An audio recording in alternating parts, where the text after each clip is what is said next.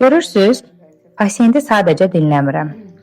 Həm də verdiyi hər bir məlumatı elmi yanaşma ilə analiz edirəm. Onun duyğularını, düşüncə tərzini, davranışını müəyyən metodlarla dəyərləndirirəm. Çətinliklərin hardan qaynaqlandığını anlamağa kömək edirəm və çıxış yollarında birlikdə dəstək oluram. Yəqin ki, çox eşidirsiniz. Əşi, psixoloqa getmək nə deməkdir ki? Söhbətdən ibarətdir də sadəcə.